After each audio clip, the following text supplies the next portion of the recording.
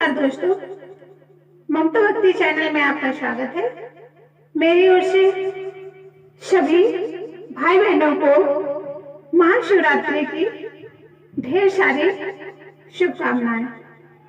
जैसा कि आप सभी जानते हैं कि हम महाशिवरात्रि का त्योहार बड़े ही धूमधाम से मनाते हैं और जो भक्तजन हैं या हम सभी आज के दिन पूरे दिन भर उपवास रखते हैं, भगवान शिव की पूजा करते हैं और शिवलिंग को जल और दूध से स्नान कराते हैं और उसका विशेष अनुष्ठान भी करते हैं। और शिव जी की पूजा रात में एक बार या 4 बार की जा सकती है। प्रसाद में और भगवान शिव को बहुत सारी चीजें चढ़ाई जाती हैं, पर जो हमारे पास हो या हम उन्हें इकट्ठे कर सकते हैं, उनसे भी हम पूजा कर सकते हैं। पूजा 2-3 प्रकार की होती है, छोटी, बड़ी, बीच की, और फिर जितना हो सके उस प्रकार से भी हम पूजा कर सकते हैं। महाशिवरात्रि के दिन वैसे व्रत रखने वालों को फल, फूल, चंदन, बेलपत्र, धतूरा, धूप, दीप से पूजा जारी करनी चाहिए। और शिव जी की पूजा तो बहुत सिंपल हो जाती है, सादा सी हो जाती है और हमारे भोलेनाथ जल्दी से प्रसन्न भी हो जाते हैं। और साथ में अगर है तो दूध, दही, घी, शहद, शक्कर से अलग अलग तथा सबको एक साथ मिलकर के पंचामृत से शिव जी को स्नान कराकर जल अभिषेक करते हैं। और शिव जी के व्रत में खाने के लिए भी कई चीजें होती हैं, जो शिवरात्रि व्रत में हम 1 बार या 2 बार या 3 बार भोजन के रूप में कर सकते हैं या खा सकते हैं। अगर आप व्रत रखने के लिए 1 बार भोजन करते हैं तो आप फलाहार कर सकते हैं दिन में 1-2 बार। वैसे व्रत में तो मेरे हिसाब से ज्यादा नहीं खाना चाहिए, क्योंकि व्रत तो व्रत ही होता है और पूरे दिन खाकर व्रत रहे तो क्या, पर चलो ठीक है, जैसा बन जाए वैसा कर लेना चाहिए। तो दिन में अगर आप 1-2 बार फलाहार कर लेते हो तो फिर शाम को भोजन अगर आपको करना है तो कर लो, नहीं करना है तो नहीं करो।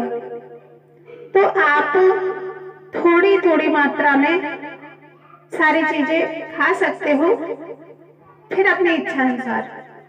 शिवरात्रि के व्रत में क्या खाया जा सकता है? वैसे तो जो सादा अपने व्रत होते हैं उनसे थोड़ा शिवरात्रि का व्रत कठिन होता है, फिर ऐसा कठिन भी नहीं होता है, जैसे अपन करना चाहे वैसे कर सकते हैं। क्योंकि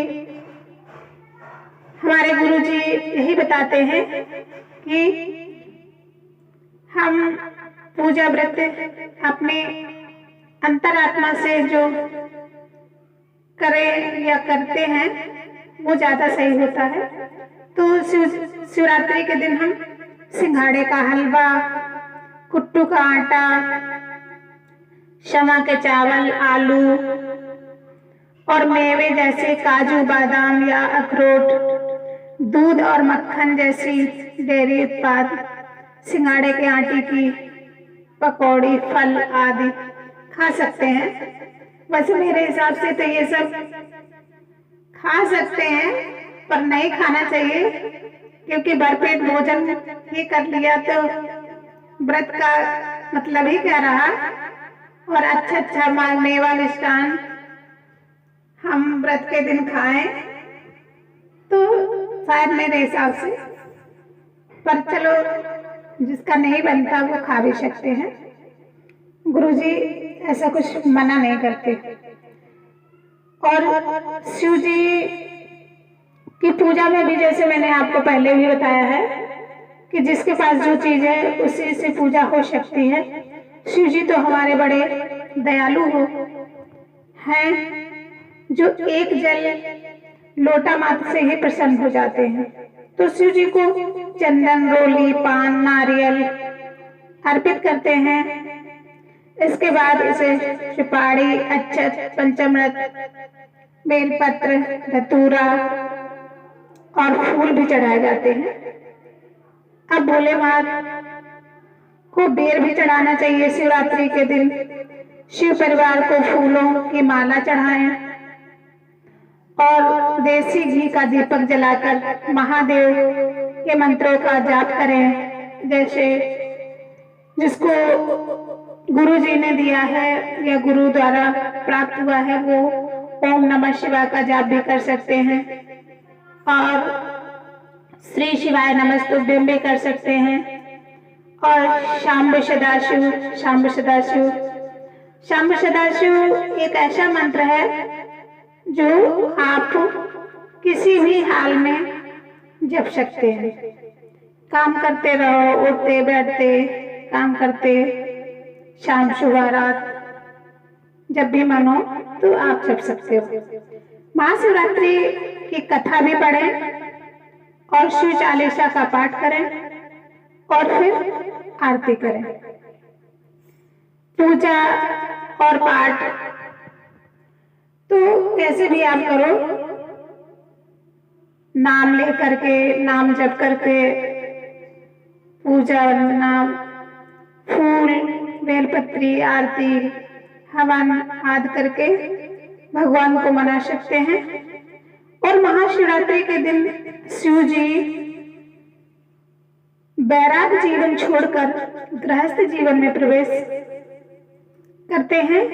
इसी दिन रात में भगवान शिव एवं पार्वती का विवाह हुआ था और दूसरी मान्यता के अनुसार महाशिवरात्रि के दिन शिव जी पहली बार प्रकट हुए थे। तो अब मैं आपको पार्वती और शिव के पूर्व जन्म की या इस जन्म के विवाह के बारे में थोड़ा सा बताऊंगी। पार्वती जो पूर्व जन्म में सती नाम से प्रसिद्ध थी, ने भगवान शिव जी को ध्यान और तपस्या में अपनी साधना की थी। उन्होंने व्रत रख करके और विधिवत पूजा करके भगवान शिव जी को प्रसन्न करने का प्रयास किया। उनके परिश्रम और आत्मसमर्पण को देखकर भगवान शिव ने उन्हें अपनी पत्नी बनाने का फैसला किया। ये घोषणा उनके विवाह के रूप में हुई थी। अब महाशिवरात्रि है जो विशेष महत्व शिव के विवाह को लेकर ही है, ये मान्यता है। शिव जी का विवाह इसी दिन संपूर्ण हुआ था और शिव विवाह की कथा मैं आपको बता ही चुकी हूँ कि महाशिवरात्रि के दिन शिव जी ने बैराग छोड़कर गृहस्थ जीवन में प्रवेश किया था। इसी दिन रात को भगवान शिव एवं पार्वती का विवाह हुआ था। दूसरी मान्यता है कि शिव जी का आज ही जन्म हुआ था, यानी प्रकट हुए थे। शिव ज्योतिर्लिंग यानी अग्नि से शिव जी के रूप में था। महाशिवरात्रि के दिन ही शिवलिंग 64 अलग अलग जगहों पर, शिवलिंग 64 अलग अलग जगहों पर प्रकट हुए थे। मानता है कि इस दिन माता पार्वती के साथ शिव जी की पूजा करने से सभी परेशानियों से छुटकारा मिल जाता है। भगवान शिव और उनका नाम समस्त मंगलों को के मूल है। वे कल्याण की जन्मभूमि, परम कल्याणमय तथा शांति के आधार हैं। वेद और आगमनों में शिव जी को विशुद्ध ज्ञान स्वरूप बताया गया है। समस्त विद्याओं के मूल स्थान भी भगवान शिव ही है। वे सबके मूल कारण, रक्षक, पालक तथा निमित्ता होने के कारण महेश्वर कहे जाते हैं। उनका आदि और अंत न होने से वे अनंत कहे जाते हैं। महाशिवरात्रि में ये पार ब्रह्म शिव का लिंग रूप में साकार प्रकटीकरण है। पर्व है कि विश्व भर में फैले हुए शिव भक्त इस दिन अति श्रद्धा एवं विश्वास के साथ जलाभिषेक, दुग्धाभिषेक, रुद्राभिषेक इत्यादि विविध प्रकार से पूजा आराधना करते हैं। जगह जगह शिवालयों में निकली शिव बारात देववासियों की श्रद्धा को समेटती, भक्ति भाव लुटाती एक अतुलनीय वातावरण का सृजन कर देती है। भगवान शिव को शिवलिंग से पूजा उपासना का तात्पर्य ये है कि शिव पुरुष लिंग रूप से इस प्राकृतिक रूपी संसार में स्थित है। यही सृष्टि की उत्पत्ति का मूल रूप है। त्र्यंबकम यजामहे शिव उपासना का महामंत्र है। शिव पुराण में शिव को संसार की उत्पत्ति का कारण और पार ब्रह्म कहा गया है। भगवान शिव ने ब्रह्मा और विष्णु के बीच श्रेष्ठता को लेकर हुए विवाद को सुलझाने के लिए एक दिव्य लिंग प्रकट किया है। इस लिंग का आदि और अंत ढूंढते हुए ब्रह्मा और विष्णु को शिव के पार ब्रह्म स्वरूप का ज्ञान हुआ। इसी समय शिव ही पूर्ण पुरुष और निराकार पार ब्रह्म है। इस प्रकार हम शिवरात्रि को बड़े धूमधाम से मनाते हैं और शिव भक्त शिव को मनाने के लिए पूजा वंदना और स्तुति करते हैं। तो चलो हम सब मिलकर के श्री शिव शंभु की स्तुति करते हैं। नमामि समीसाम निर्वाण रूपम विभुं व्यापकं ब्रह्म वेद स्वरूपम निजं निर्गुणं निर्विकल्पं गिरिहं चिदाकाशमाकाश वासं भजेऽहं निराकार मोकार मूलं तुरीयं गिरा ज्ञान गोतीतमीशं गिरीशं करालं महाकाल कालं कृपालं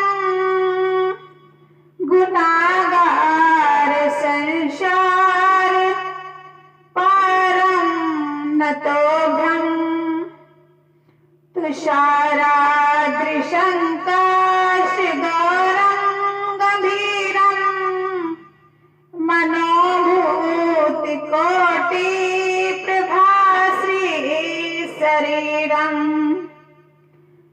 स्फुरमौलिकल्लोलनीचारुगङ्गा लसकाल वालेन्द्रकण्ठे भुजङ्गा चलकुण्डलम्भू सुनेत्रं विशालं प्रसन्नाननं नीलकण्ठं दयालं मृगाधीशचर्माम्बरं मुण्डमालं प्रियं शङ्करं सर्वनाथं भजामि प्रचण्डं प्रकष्टं प्रगल्लं परेशम् अखण्डम् अजं भानुकोटि प्रकाशम् त्रयाशूल निर्मूलं शूलपाणिं भजेऽहं भवानी पतिभावगम्यं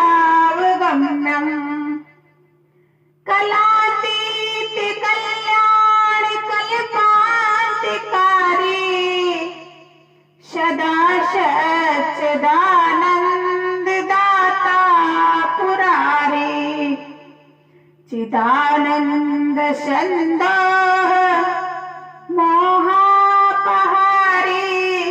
प्रसीद प्रसीद प्रभो मंथधारी न यावत् उमानाथ पादारविन्दं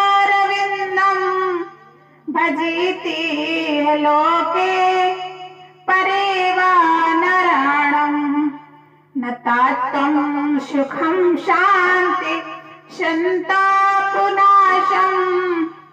प्रसीदे प्रभो सर्वभूताधिवासम् न जानामि योगं जपेनैव पूजा न तोभ्यं सदा सर्वदा शम्भुतोभ्यं जराजन्म दुःखोघाख तात